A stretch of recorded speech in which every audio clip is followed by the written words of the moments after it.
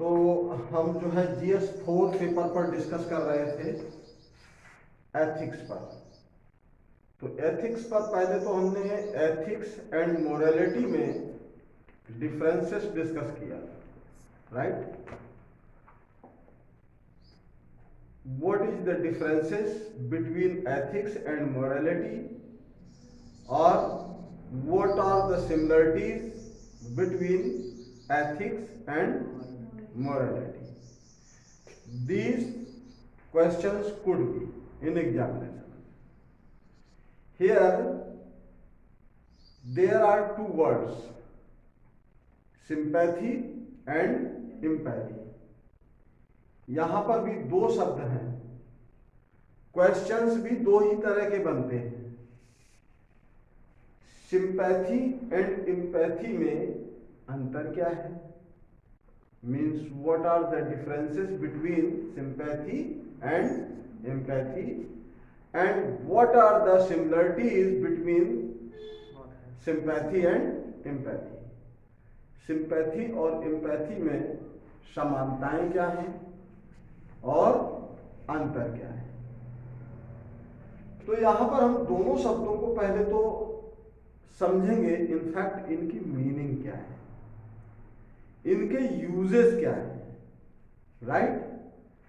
तो अगर हम एक बार में एक ही शब्द में कह दें सिंपैथी इन द सेंस सहानुभूति, क्या होता है? सहानुभूति, सहानुभूति, सहानुभूति, राइट। क्या होता है? सहानुभूति, अर्थात सह प्लस अनुभूति मतलब सहानुभूति। क्लियर? ये चीज क्लियर हो गई होगी बहुत अच्छे तरीके से। अब बात करते हैं अगर एम्पैथी की, तो अगर आप डिक्शनरी उठा करके देखेंगे तो डिक्शनरी में दोनों वर्ड्स की सेम मीनिंग मिलेगी, जबकि सिंपैथी शब्द जो है बहुत पुराना है, प्राचीन वर्ड है, means ancient word, and empathy is new word, ज्यादा नहीं 1400-1500 साल पुराना होगा ये।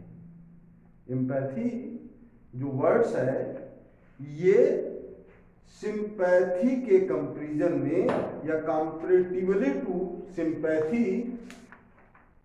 It is newer.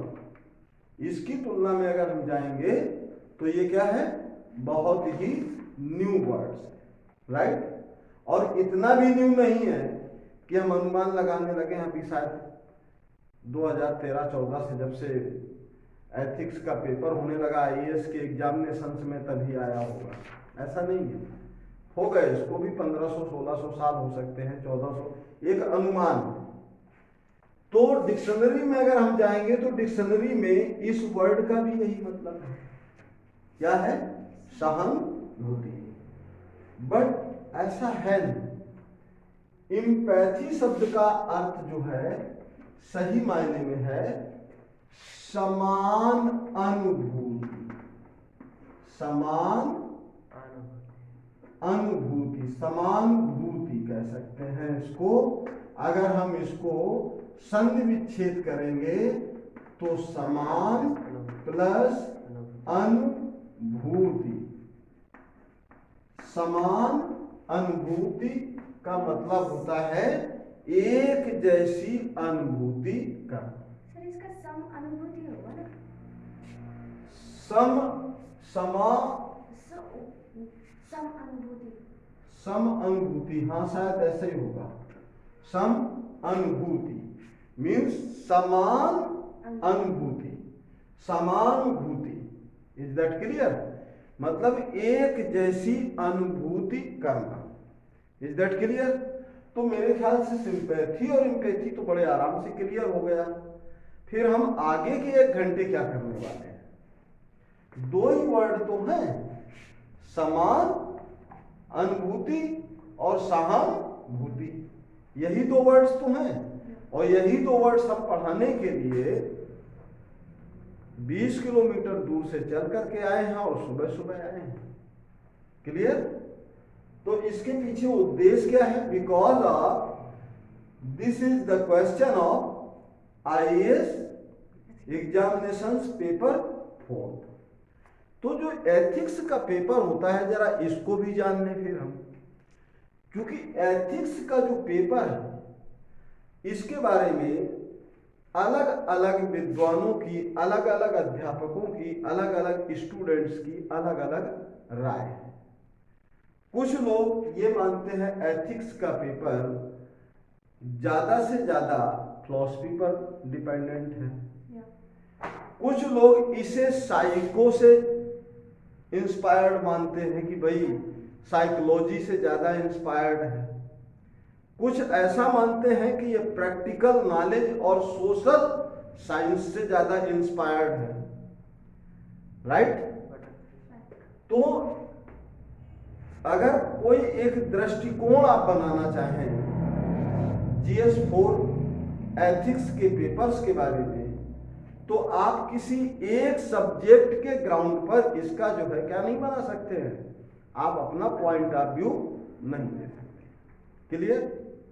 क्योंकि इसमें आपको जो है एथिक्स के अंदर आपको दर्शन शास्त्र का भी अध्ययन करने को मिल जाएगा, पब्लिक एडमिनिस्ट्रेशन भी मिल जाएगा, इसमें साइकोलॉजी भी मिलेगी और सोशल साइंस भी इसके अंदर इंगेज होगी। राइट? तो ये बहुत सारी चीजें इसमें एंगेज हैं। अब हम चूंकि सिंपैथी और एम्पैथी पर डिस्कस कर रहे थे, तो एक चीज सबसे पहले तो ये जान लें कि जो सिंपैथी वर्ड है और एम्पैथी वर्ड है, इन दोनों ही वर्ड्स की जो ओरिजिन है, ओरिजिन का मतलब समझ रहे हैं, उत्पत्ति। Right?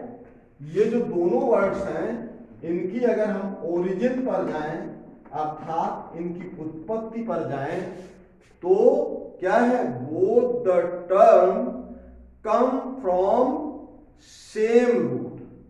Both the word come from same roots. मतलब कहने का है कि ये दोनों ही शब्दों की उत्पत्ति एक जैसी ही है, अर्थात एक ही मूल की है। एक ही मूल के है। क्या मतलब? कि इन दोनों की उत्पत्ति ग्रीक भाषा के, किस भाषा के? ग्रीक भाषा के पैथोज शब्द से हुई है। किससे हुई है? पैथोज शब्द से हुई है। किस शब्द से हुई है? पैथोज शब्द से। और पैथोज शब्द की का अगर हम शाब्दिक अर्थ निकालें तो इसका इनफैक्ट मीनिंग होता है परस्पेक्टिव। क्या होता है? परस्पेक्टिव। परस्पेक्टिव का मतलब होता है पूर्व अनुमान लगाना या अध्ययन करना, जांच कर लेना। किस चीज को? किसी चीज को डायग्नोस्ट करना। ठीक है? टू अंडरस्टैंड, समझ लेना। राइट? जैसे इसी पैथोस से पैथोलॉजी भी है। जो पैथोलॉजी होती है वो क्या करती है? किसी व्यक्ति की जांच करके उसकी बीमारी बता देती है। Is that clear? अब यहां पर हम बात करने वाले थे सहानुभूति और समानुभूति। इस पर हम डिस्कस करते हैं। अब हम एक एक वर्ड पर आते हैं ताकि एक एक चीज आपको क्लियर करते चले। तो यहां पर क्या क्या पॉइंट क्लियर हुए? पहला पॉइंट ये क्लियर हुआ कि अगर हम डिक्शनरी में देखेंगे तो दोनों का मीनिंग हमें एक ही मिलेगा और वो मिलेगा सहानुभूति। जबकि इनफैक्ट अगर हम इसको IAS examination point of view से पढ़ेंगे और इन डेप्थ पढ़ेंगे तो इन डेप्थ में हम पाएंगे कि सिंपैथी इन द सेंस सहानुभूति, जो कि हिंदी के दो शब्दों से मिलकर के बना है, सह प्लस अनुभूति, और एम्पैथी जो है समानुभूति का मतलब होता है सम प्लस अनुभूति, जो एक जैसी अनुभूति करवाती। Is that clear? अब देखिए इन दोनों वर्ड्स को अगर हम अलग अलग तरीके से एक्सप्लेन करें तो इनको समझना होगा आपको सहानुभूति और समानुभूति में क्या अंतर होता है। Is that clear? तो अब देखिए यहां पर हमने एक छोटी सी कहानी का सहारा लिया, राइट? अब कहानी का सहारा लेने के लिए हमें क्या करना पड़ेगा? कुछ कैरेक्टर्स क्रिएट करने होंगे। क्या करना होगा? कुछ कैरेक्टर्स क्रिएट करने होंगे।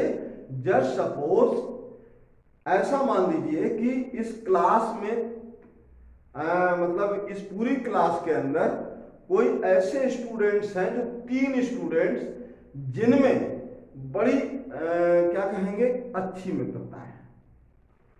अब बहुत अच्छी मित्रता की मतलब होता है कि उनके सुख दुख सब एक हो। अच्छी मित्रता का यही तो मतलब होता है। अच्छी मित्रता का मतलब क्या होता है? जब जिन मित्रों के बीच सुख और दुख उनके जब एक समान हो जाए तो उसे क्या कहेंगे? बहुत अच्छी मित्रता है इसका मतलब। अब मान लीजिए वो 3 मित्र कौन कौन से हैं? जस्ट सपोज एक्स, वाई और जेड, राइट?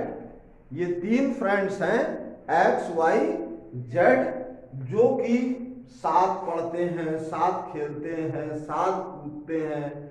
मतलब उनका एंजॉय टू एजुकेशन मतलब मौज मस्ती से लेकर के और पढ़ाई लिखाई तक, ठीक है? और यहाँ तक कि उनके जो दुख दर्द हैं वो सब क्या है? एक। मतलब अगर एक किसी एक के पैर में कांटा चुभ जाए तो दूसरे को ऑटोमेटिक तकलीफ होनी है। इस हद तक की उनकी मित्रता है। अब होता क्या है कि एक दिन अचानक से क्लास में मैसेज सर्कुलेट होता है कि वाई का छोटा भाई एक्सपायर कर गया। वाई का क्या हो गया? छोटा भाई एक्सपायर कर जाता है। यंगर ब्रदर, यंगर ब्रदर का मतलब होता है छोटा भाई एक्सपायर कर गया। किसका? वाई का। और ये जब जाहिर सी बात है जब मैसेज सर्कुलेट होगा तो इन पूरी क्लास में मैसेज आ गया कि भाई वाई का भाई एक्सपायर हो गया। तो जाहिर सी बात है कि इनके दोनों मित्रों के पास भी ये मैसेज पहुंच गया होगा। किसके पास? एक्स और जेड के पास भी मैसेज पहुंच गया। तो जाहिर सी बात है कि एक्स और जेड के पास जब मैसेज जाता है तो ये दोनों क्या हो जाते हैं? दुखी हो जाते हैं। और दुखी होते के साथ ही ये क्या करते हैं कि अरे भाई चलो वाई के यहां चलना है। Is that clear? अब देखिए एक्स भी कहां पे आ जाता है? वाई के पास। और जेड भी वाई के पास आ जाता है। ये दोनों ही किसके पास आ जाते हैं? वाई के पास।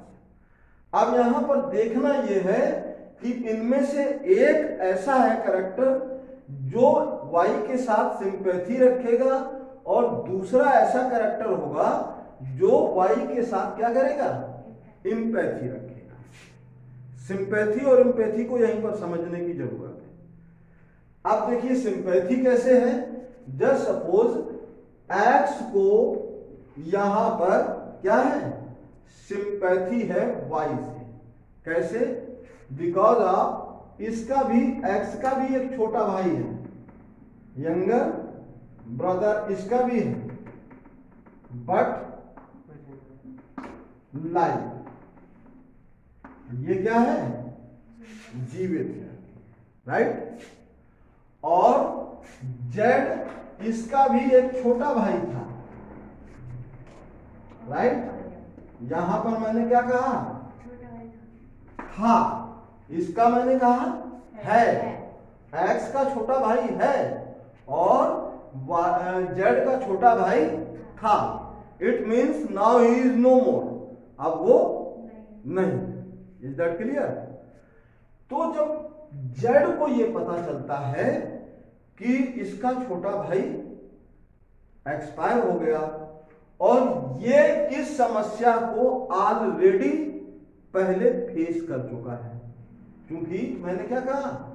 जेड का छोटा भाई था, but now he is no more, अब वो नहीं है।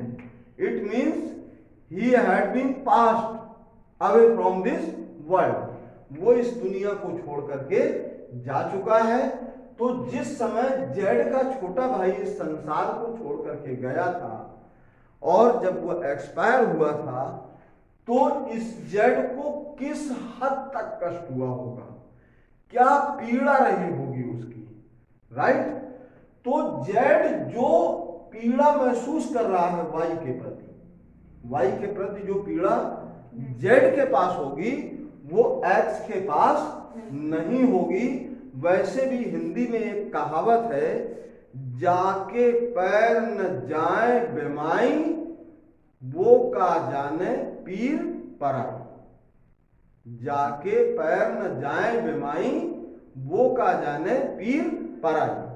अर्थात कहने का अभिप्राय ये है, जिस व्यक्ति के पैर में कभी कांटा ना चुभा हो, जिस व्यक्ति के पैर कभी फटे ना हो, तो वो क्या क्रैक क्रीम को जानेगा कि क्रैक क्रीम ले आओ एड़ियां सुंदर बन जाएंगी, राइट। वो तो कहेगा ऑलरेडी सुंदर है, ऐसे ही होती होंगी, राइट।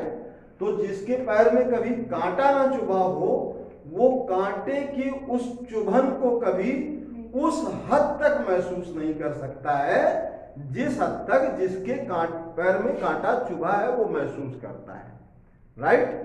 तो यहां पर एक्स को इसके साथ क्या हो सकती है, सहानुभूति है।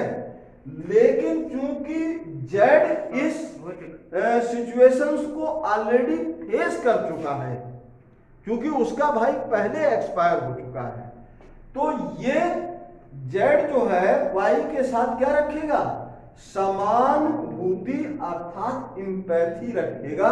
क्यों इंपैथी रखेगा, उसका एक सबसे बड़ा रीजन है क्योंकि उसने इस दर्द को, इस पीड़ा को पहले फेस किया है। वो जानता है कि वास्तव में अपने किसी अजीज को खोने का दर्द क्या होता है, अपने से छोटे भाई को खोने का कष्ट क्या होता है। ये कौन समझ सकता है, ये केवल और केवल जेड समझ सकता है। तो जेड को वाई के साथ क्या होगी, empathy. Is that clear.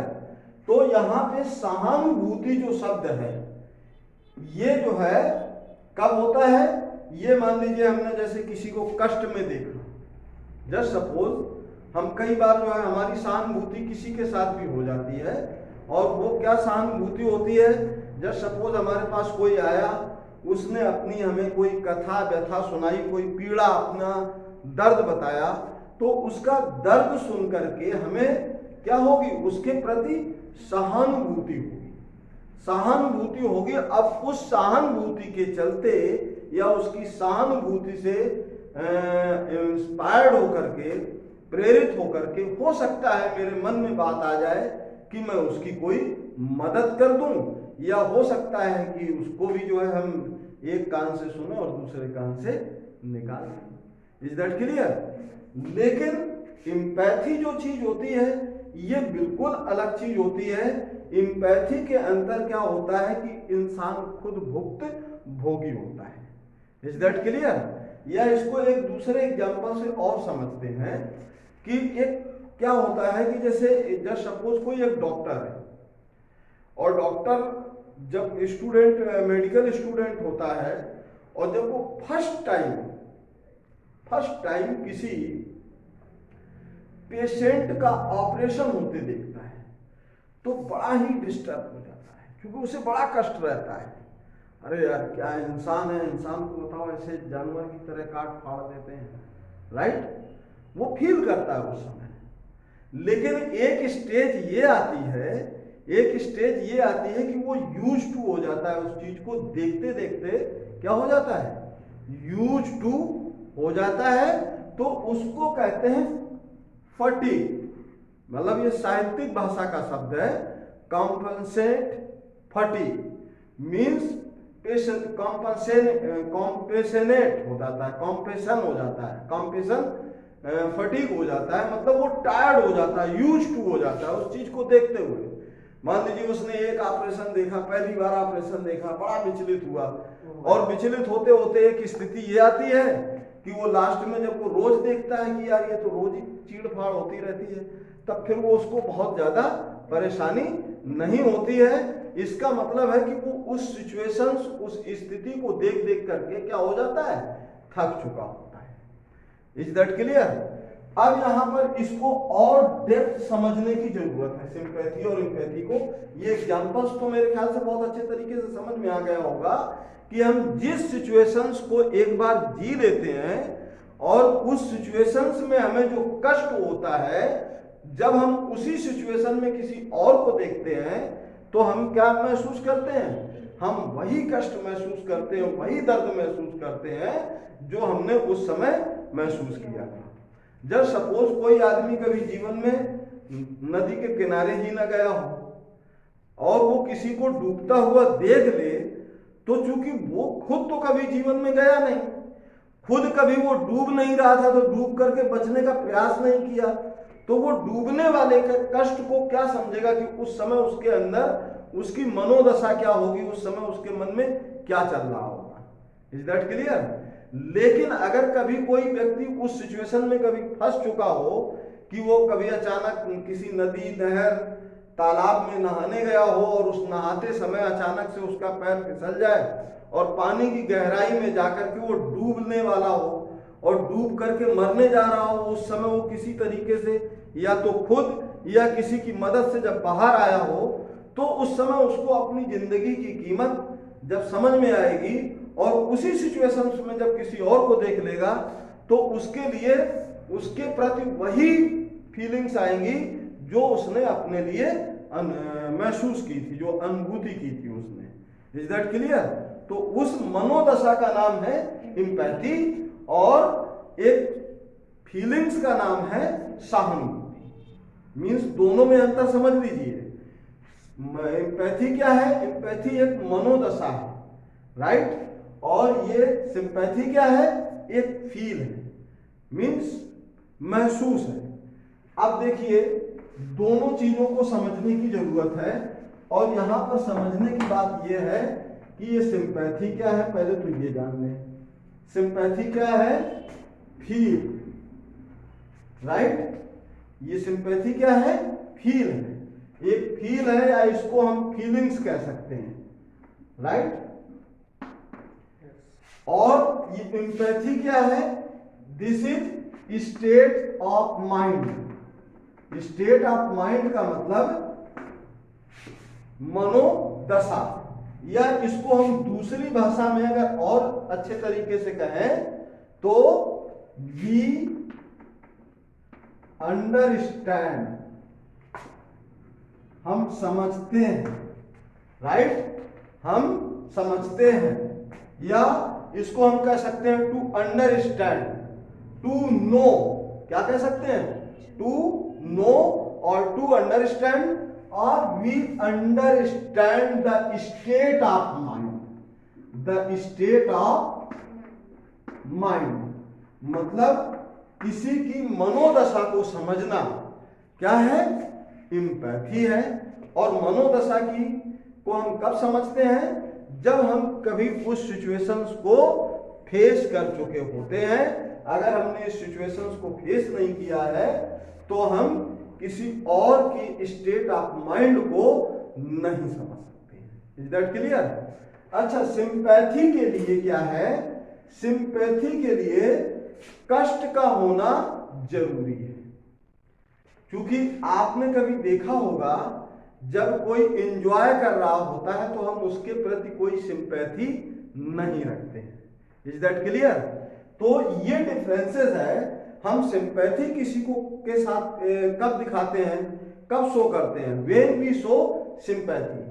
When we show sympathy, हम सिंपैथी कब शो करते हैं? जब हम किसी को कष्ट में देखते हैं। Is that clear? जबकि एम्पैथी क्या है? एम्पैथी के लिए कष्ट का होना जरूरी नहीं है। यहां पर एम्पैथी का अर्थ समान अनुभूति से है। समान अनुभूति का मतलब है कि जब हम स्टेट ऑफ माइंड में, उस स्टेट ऑफ माइंड में, उस अनुभूति में जब हम ऐसा महसूस करेंगे कि ये अनुभव तो हम खुद भी कर चुके हैं, हम खुद अनुभव कर चुके हैं, तो वो अनुभव खुशी का भी हो सकता है और गम का भी हो सकता है। जस्ट सपोज अगर किसी महिला की बेटी की शादी हो, अगर किसी महिला की बेटी की शादी हो रही होगी, तो वो उस समय उस सुख का अनुभव कर रही होगी। किस सुख का? कि यार वो कभी मैं भी इस घर में क्या बन के आई थी, दुल्हन बन करके आई थी, तो मेरे मन में क्या चल रहा था, और वो अपनी उस बेटी की स्टेट ऑफ माइंड का अंदाजा लगा सकती है कि यार जो मेरे मन में चल रहा था, सेम फीलिंग, सेम जो है स्थिति जो है किसकी होगी इस समय, हमारी बेटी की। Is that clear?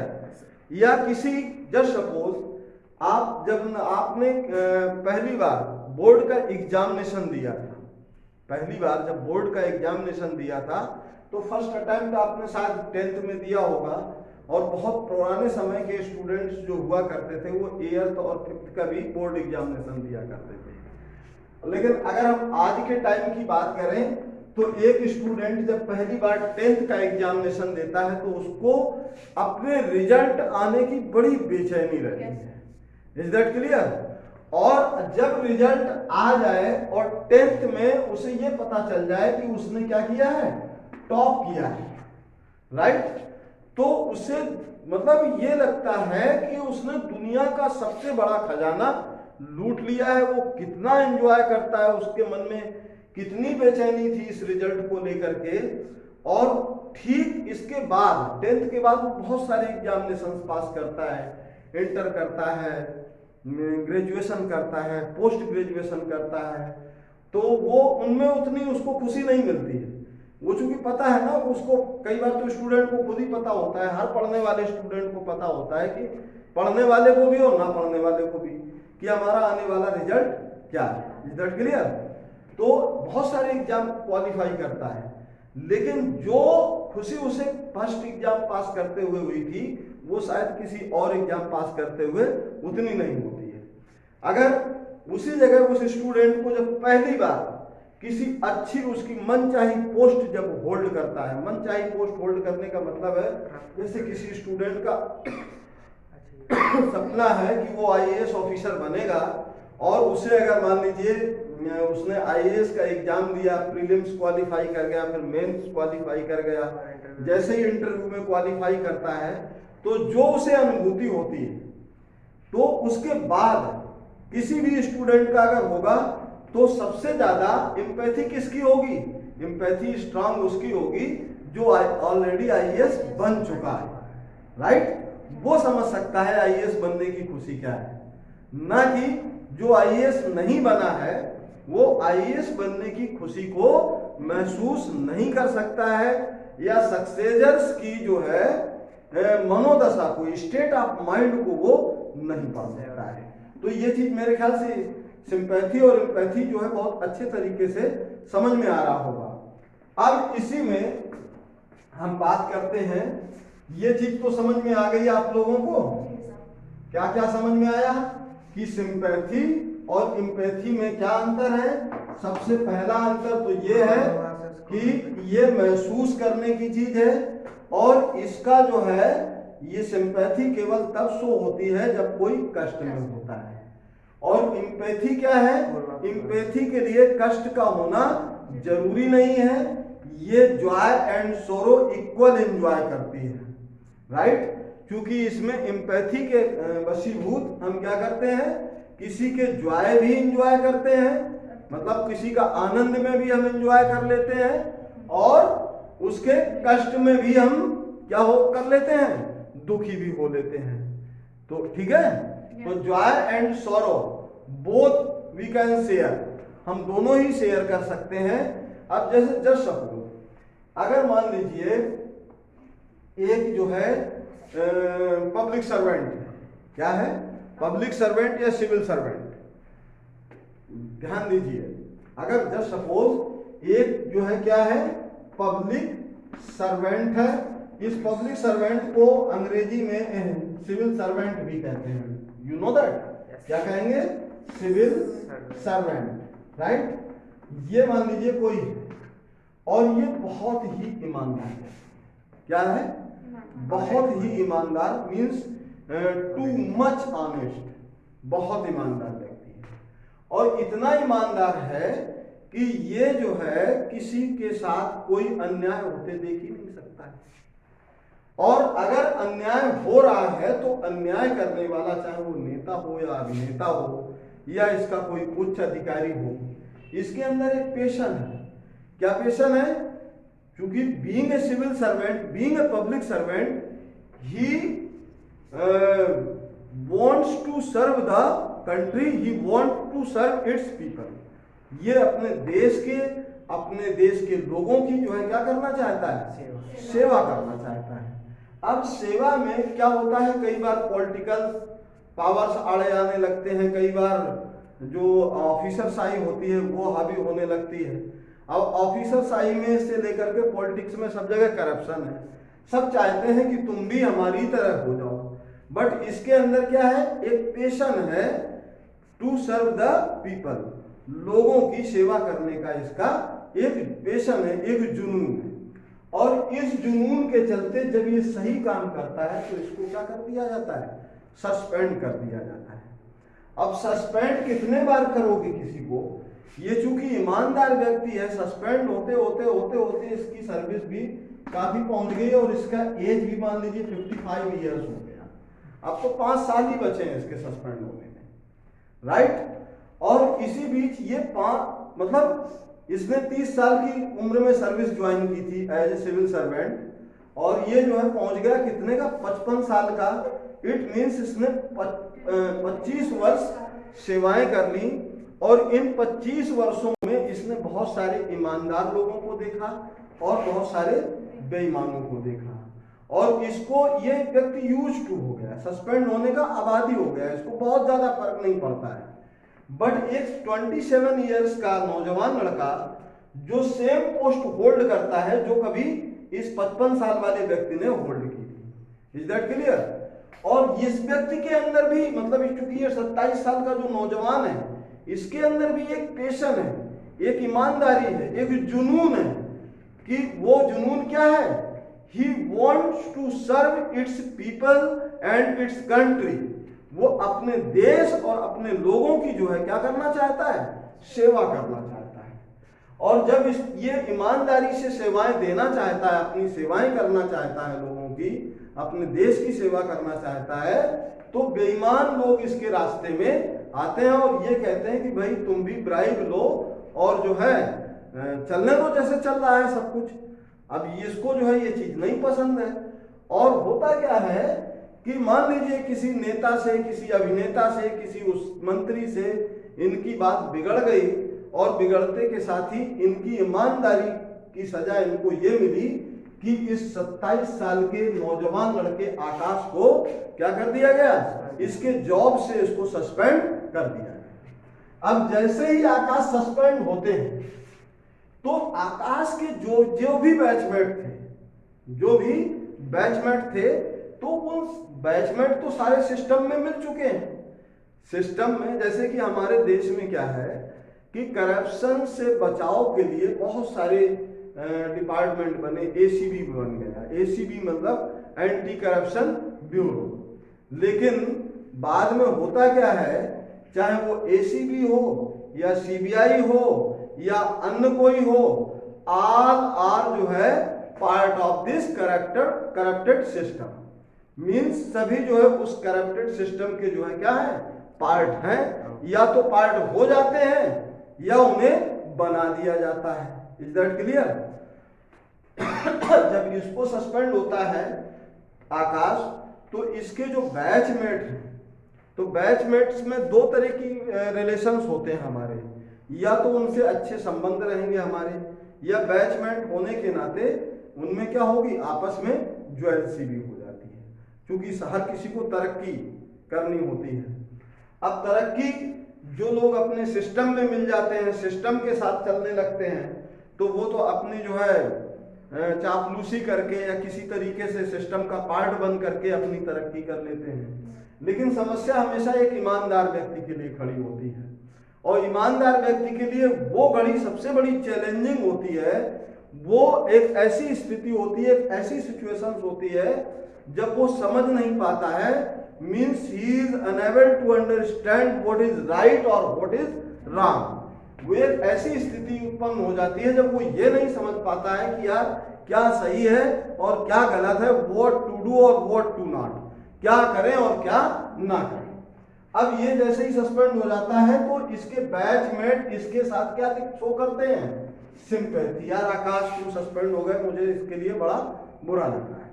तो चूंकि ये सिंपैथी ही दिखा रहे हैं, राइट, लेकिन एम्पैथी कौन शो कर सकता है, जो 25 साल से लगातार सस्पेंड हो रहा है किसी न किसी मामले में।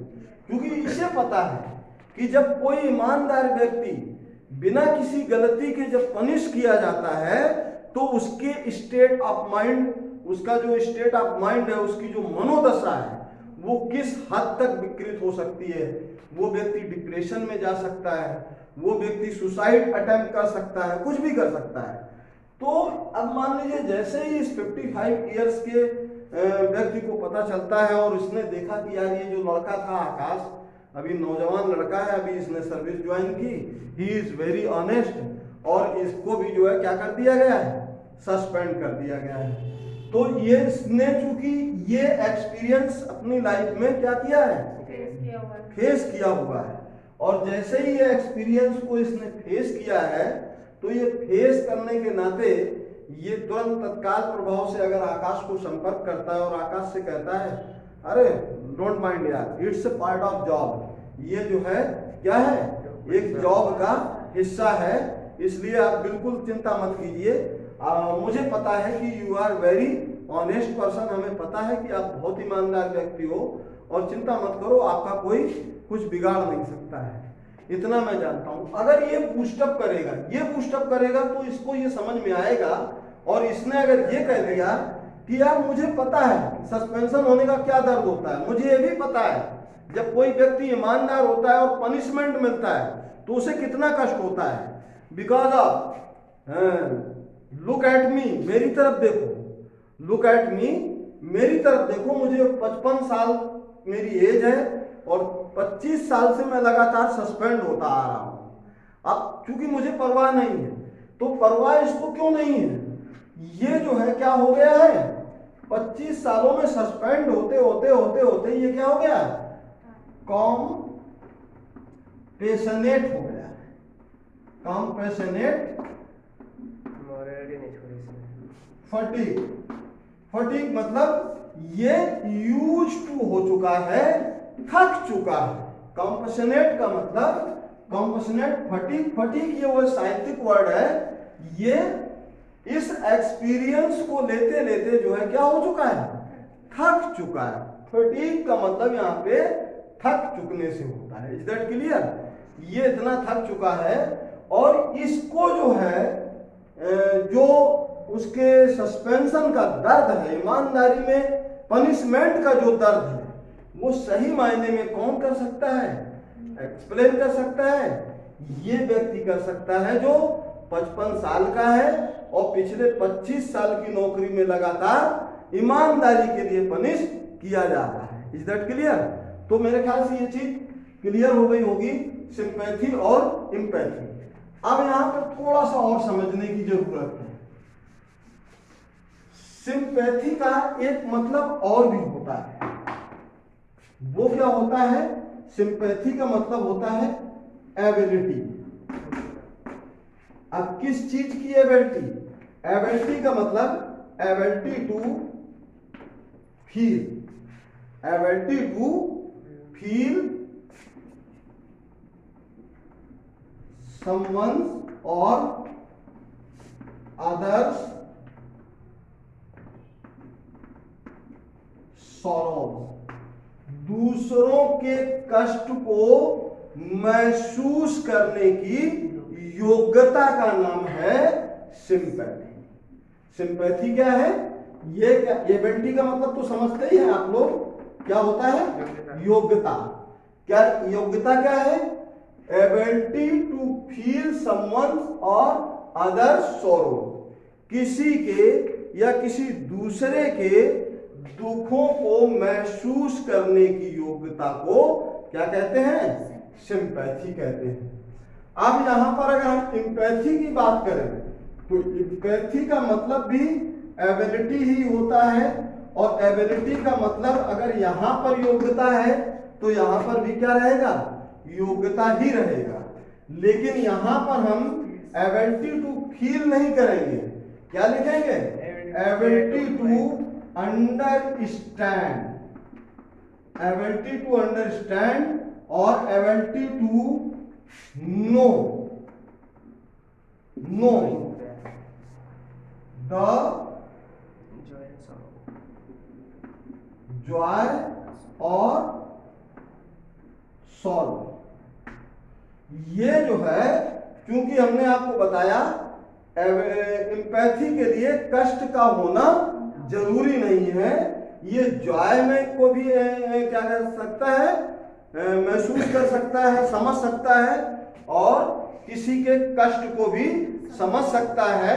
और चूंकि ये जो इसका जो सुख और दुख है, जो सुख और दुख समझने की इसकी जो योग्यता है वो निज एक्सपीरियंस पर आधारित है। निज एक्सपीरियंस का मतलब जिस लाइफ को इसने ऑलरेडी फेस किया है। अगर इसे कांटा चुभने का दर्द, कांटा चुभा है, तो इसे पता है कि दूसरे को अगर कांटा चुभेगा तो किस तरह का दर्द महसूस होगा। Is that clear? तो मेरे ख्याल से यहाँ पर एबिलिटी मीन्स सिंपैथी और एम्पैथी दोनों ही वर्ड्स आपको बहुत अच्छे तरीके से क्लियर हो रहे होंगे। अब यहाँ पर क्वेश्चंस क्या क्या बनते हैं इसको जरा समझने की जरूरत है, राइट? अगर ये क्वेश्चन समझ लेंगे तो आई थिंक सिंपैथी और एम्पैथी का जो है टॉपिक्स क्लियर होता है, राइट? यहां पर क्वेश्चंस क्या बनेगा? What are the similarities, what are the similarities between sympathy and empathy? सिंपैथी और एम्पैथी में समानताएं क्या हैं? तो अगर हम समानताएं की बात करें तो इसमें पहली समानता क्या है? बोथ द टर्म, मतलब दोनों ही क्या है? दोनों ही शब्द sympathy and empathy come from same root Greek. दोनों ही ग्रीक भाषा से दोनों की क्या है? उत्पत्ति हुई है। ये चीज तो क्लियर है ना? दोनों की उत्पत्ति कहां से है? ग्रीक से है। और ग्रीक के किससे? पैथोस वर्ड से है, राइट? ये तो सिमिलरिटी हो गई इनमें। क्या सिमिलरिटी है? कि दोनों ही ग्रीक भाषा से, ग्रीक भाषा के पैथोस वर्ड से दिए गए हैं। Is that clear? और दूसरी अगर सिमिलरिटीज की बात करें तो दूसरी सिमिलरिटी क्या है भाई? पहली सिमिलरिटी तो अभी हमने बहुत सारी सिमिलरिटीज बताई थी इसमें, राइट? दूसरी सिमिलरिटी क्या है? दूसरी सिमिलरिटी ये है कि दोनों का ही जो सेंस है वो दूसरों के कष्ट को महसूस करने के लिए किया जाता है। अब यहां पर दोनों का जब कष्ट के लिए महसूस करना है, लेकिन थोड़ा एम्पैथी जो ब्रॉड सेंस में यूज होता है, ब्रॉड सेंस में यूज होता है मतलब ये सिर्फ कष्टों तक ही सीमित नहीं है। सिंपैथी जो है क्या है? कष्टों तक सीमित है, राइट? और सिंपैथी ये तो दो मतलब इसमें ब्रॉड सिमिलरिटीज आ रही है। Is that clear? अब इसके अगर हम डिफरेंसेस की बात करें, किसके बारे में? इसके डिफरेंसेस के बारे में बात करें, आर द डिफरेंसेस, अंतर क्या है? तो अंतर ये है, पहला अंतर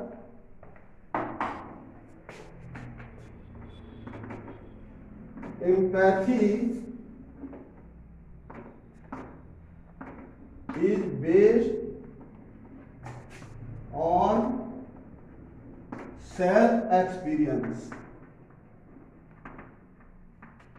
स्व अनुभूति से ये प्रेरित है ना। क्यों भाई?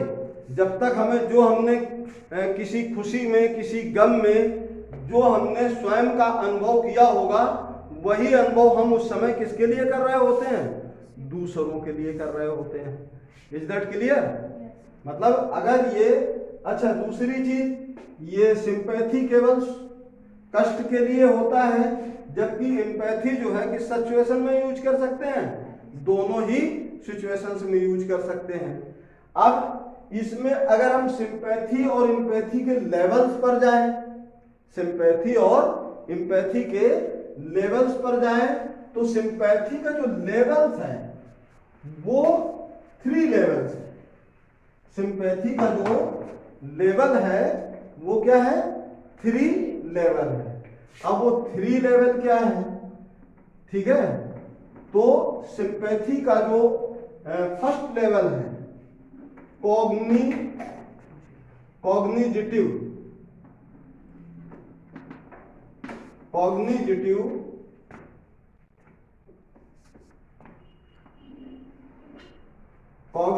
सिंपैथी, और सेकंड लेवल इसका है इमोटिव, और थर्ड लेवल है इसका कंपेशनेटिव।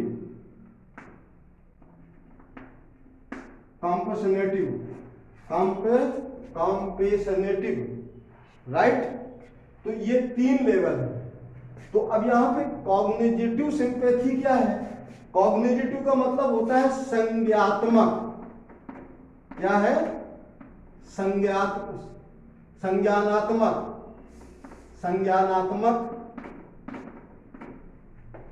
और इमोटिव क्या मतलब होता है? भावुक। ठीक है। और कॉम्पेशनेटिव जब अगर हो जाए, इमोशंस जो है आपका जो है कॉम्पेशनेटिव हो जाए, तो ये क्या हो जाता है? Equivalent to empathy. ये एक तरह का एम्पैथी हो जाता है। यहां पर भी जो है ये सिंपैथी भी किसमें टर्न हो जाता है? एक तरह से एम्पैथी में टर्न हो जाता है। जबकि अगर हम एम्पैथी की बात करें, तो एम्पैथी में 2 तरह की सिचुएशंस होती हैं, और वो सिचुएशंस हमने बताई थी कि जब कोई व्यक्ति, कई बार जैसे एक फिल्म में हमने सलमान खान का डायलॉग सुना था, वो कहता है कि हम तुम्हें इतना मारेंगे कि दर्द भी सोचेगा कि कौन से शरीर के किस हिस्से से बाहर है। राइट? वो विलन को ये बात बोलता है। सलमान खान, पता नहीं एक फिल्म मूवी हमने देख रहे थे, हाँ, कि हम तुमको इतना मारेंगे कि दर्द भी सोचेगा कि कौन से छेद से बाहर है। Is that clear? तो यहाँ पर ये जो है हमने आपको जो वो बताया था कॉम्पेशनेटिव फटीग, मतलब दर्द या खुशी जब थक जाती है तो फटीग हो जाती है। मतलब आदमी इतना यूज्ड टू हो जाता है कि उसे समझ में ही नहीं आता है कि हम इस कष्ट में और कितना कष्ट महसूस करें या ना करें। Is that clear? मेरे ख्याल से ये जो है लेक्चर अच्छी तरीके से आपको समझ में आया होगा। अगर आप लोगों को ये वीडियो पसंद आया हो तो प्लीज़ लाइक करें, सब्सक्राइब करें और अपने इष्ट मित्रों के साथ शेयर करें। Thank you very much.